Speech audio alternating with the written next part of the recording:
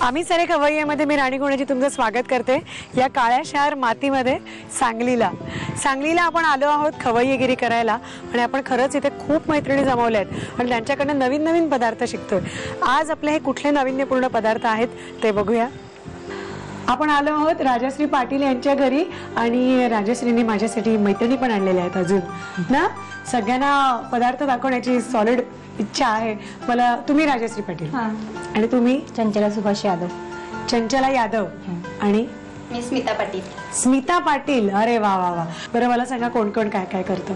मी गृहिणीच आहे, घरकाम करते। अच्छा, घरच्यांना खुश ठेवता? खुश ठेवते ते खुश की आपलं काम है ना आपोआप आपलं साध्य होतं जे काय इप्सित असतं ते।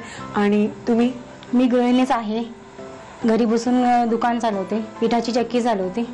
अरे वा, म्हणजे सगळ्यांना चांगल्या प्रतीचं पीठ आपल्याला तुमच्याकडून मिळतं। हो। तुम्ही काय करता? मी टीचर आहे। कुठे? डेफ अँड डम्ब स्कूल मध्ये। खूपच टफ जॉब आहे। हो। मग तुम्ही आधी शिकलात? हो, कोर्स झाला माझा। कोर्स झालाय? डीएड त्याच्यामध्ये केलं। हो। पण ही म्हणजे तुम्हाला काय वाटतं या मूकबधीर मुलांमध्ये वावरताना तुम्हाला नेहमीची आपली मुलं आणि ती मुलं यांच्यामध्ये भावनिक काही बदल जाणवतो स्वभावामध्ये किंवा? जाणवतो। त्यांना कधी असा न्यूनगंड असतो असं जाणवतो तुम्हाला? असं नाही, तर तेच दूर करण्यासाठी आम्ही काम करतो ना। त्याचं तुम्हाला स्पेशल ट्रेनिंग असेल ना? हो, स्पेशल ट्रेनिंग आहे। अच्छा, तुम्ही खूप म्हणजे खूपच चांगलं काम करताय आपल्या समाजासाठी, तर आम्हीच ऋणी आहोत तुमचे। आणि खरंच बरं वाटलं तुम्हाला भेटून। आणि बाकी तुम्हाला काय छंद आहे, तुम्हाला काय आवडतं? मला वेगवेगळ्या रेसिपी करायला आवडतात। आणि भटकायला आवडते की नाही सांगलीमध्ये? मला फिरायला खूप आवडतं, म्हणजे बाहेर एन्जॉय करायला वगैरे। अरे वा।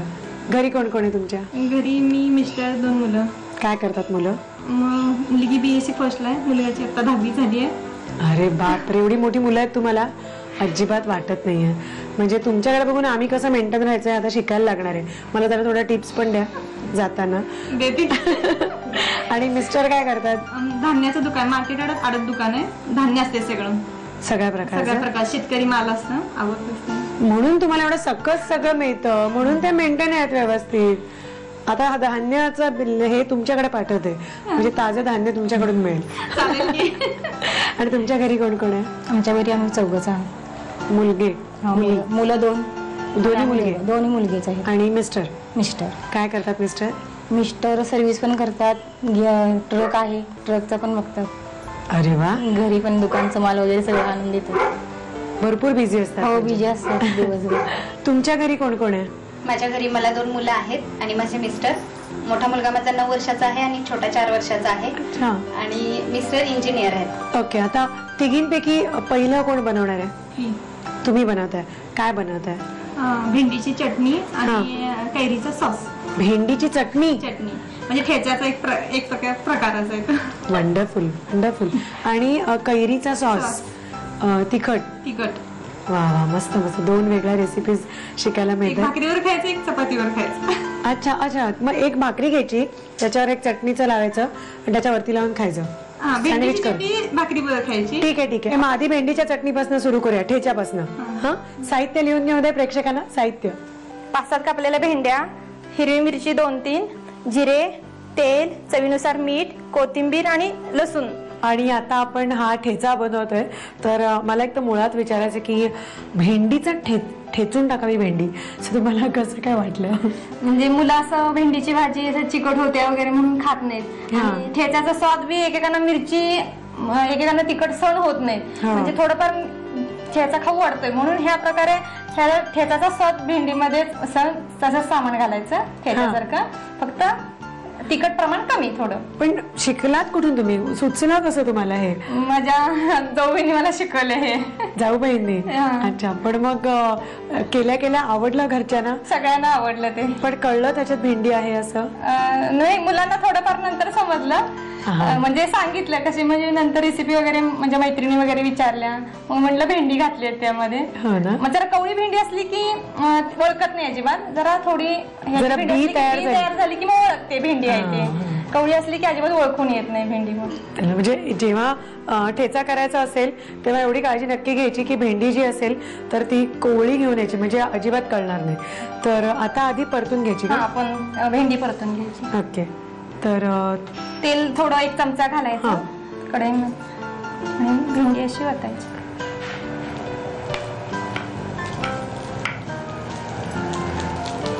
आणि भेंडी चिकट होऊ नये म्हणून चिमूटभर मीठ घालायचं, म्हणजे जरा भेंडीचं चिकट होतंय ना. भेंडी परतून घेतली की मग ती कच्चट लागणार नाहीत ना? नाही लागणार. आणि जरा जसं परतेल ना तसं म्हणजे असं भेंडी मऊ म्हणजे हे होऊन एक साईड शिजवल्या टाईपच होते, ते जरा मऊपणा येतं आणि हे कलर बी चेंज होते जरा. पण आणि तो बुळबुळीतपणा पण जातो ना? हा जातो. तेलावर परतल्यामुळे तो जो भेंडीचा एक चिकटपणा असतो तर तोही जातो. आणि आता ठेच्यामध्ये त्याचं काय होणार आहे मला माहिती नाही, ते बघायला पाहिजे पुढे काय काय करताय तुम्ही ते. ठीक आहे, परतून घेऊया आपण व्यवस्थित भेंडी. भेंडी परतून झाली तर ती ठेवलेली आहे. बाकीचं पण साहित्य आता आणलेलं आहे. आणि हा मस्त मिळाला आहे तुम्हाला खलबत्ता, पण तो असा पसरट छान आहे ना. एरवी उभा पण असतो ना आपला, राऊंड गोल मध्ये असतो. हा. आणि हा कुठून घेतला तुम्ही? सांगलीतनं. मस्त आहे, पण खरंच छान आहे. हा एक ओट्यावर एक तर जागा पण जास्ती व्यापली जाणार नाही आणि मस्त खरडता येईल ना याच्यामध्ये. खूपच छान आहे. कुठलेही पदार्थ जर मसाले वाटून घेतले ना मिक्सर पेक्षा खलबत्त्यात वाटून घेतलेली टेस्ट वेगळीच लागते. मस्त लागते, मस्तच लागते. तर आता मला सांगा प्रमाण कसं कसं आणि काय काय मिक्स करताय? आता ही आपली भाजलेली भेंडी, हे मी काढू जरा. काढा.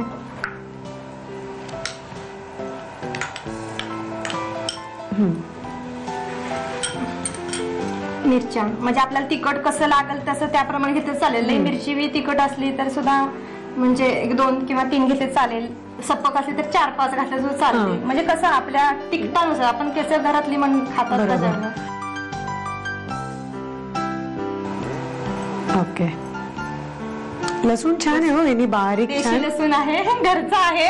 हा म्हणून मी तेच म्हटलं, त्याच्या एवढ्या नाजूक नाजूक नाजूक नाजूक पाकळ्या आहेत त्याच्या की खरी चव जी लसणाची म्हणतो ना आपण ती देशी लसणालाच असते. देशी लसणालाच. येस.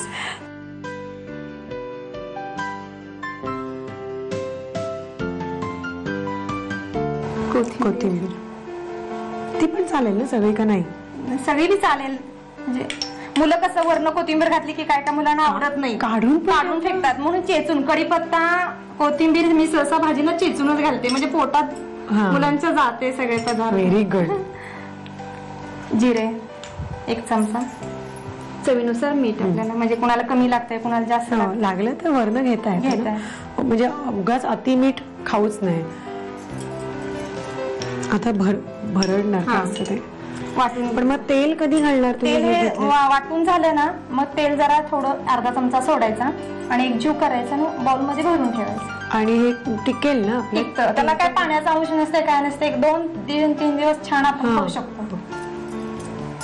आपण हे चांगलं नीट भरडून घेऊया एकजीव करून.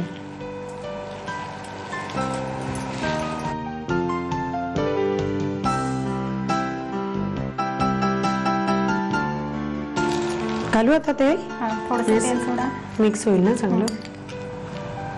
मला पचायला हे कच्चं तेल घेतल्यामुळे पचेल पण तो ठेचा ना, बाधणार नाही. बस बस. मस्त आहे हा ठेचा. तोंडाला पाणी सुटलंय. ब्रेडला नुसतं लावून खाल्लं तरी चालेल, भाकरी केली तर उत्तमच. आणि आगळा वेगळा असा हा आहे. तर ह्याचं साहित्य आणि कृती घ्या. भेंडीची चटणी बनवण्यासाठी लागणारं साहित्य: 5 ते 6 भेंड्यांचे तुकडे, 2 ते 3 हिरव्या मिरच्या, जिरं, तेल, मीठ, कोथिंबीर आणि लसूण. कृती: प्रथम कढईमध्ये तेल गरम करून भेंड्यांचे तुकडे परतून घ्यावेत. त्यामध्ये मीठ घालावं. परतलेले भेंड्यांचे तुकडे, हिरव्या मिरच्या, लसूण, कोथिंबीर, 1 चमचा जिरं आणि मीठ हे मिश्रण खलबत्त्यात भरडून चटणी तयार करावी.